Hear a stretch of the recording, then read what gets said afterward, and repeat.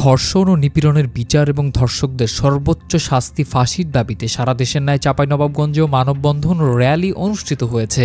১১ March মঙ্গলবার দুপুর ১২টায় জেলা স্বেচ্ছাসেবী প্ল্যাটফর্মগুলোর আয়োজনে জেলা প্রশাসকের কার্যালয়ের সামনে এই মানববন্ধন অনুষ্ঠিত হয়। এর আগে একটি ধর্ষণ বিরোধী র্যালি শহরের বিভিন্ন সড়ক প্রদক্ষিণ করে জেলা প্রশাসকের কার্যালয়ের সামনে গিয়ে শেষ হয়।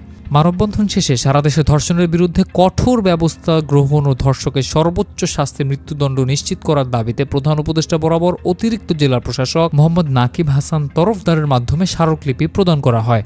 মানববন্ধনে বক্তব্য রাখেন ২৫০ শয্যা বিশিষ্ট চাঁপাইনবাবগঞ্জ জেলা হাসপাতালের আবাসিক medical officer doctor Abdus Samad, শিশু বিশেষজ্ঞ ডাক্তার মাহফুজ রাইহান, জেলা বৈষম্য বিরোধী ছাত্র আন্দোলনের যুগ্ম আহ্বায়ক মাহিন খান, চ্যারিটি ব্লাড ইউনিটের সভাপতি ওয়ালিদ হাসান মাইনুল, রুট অফ লাইফের সভাপতি লাবনী আক্তার সহ জেলার বিভিন্ন স্বেচ্ছাসেবী সংগঠনের স্বেচ্ছাসেবক ও নার্সিং ইনস্টিটিউটের শিক্ষার্থীরা।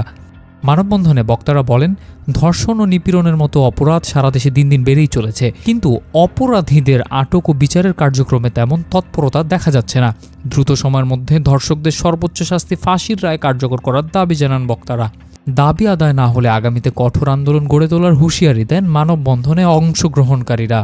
Desk report, Chapai journal, Chapainawabganj.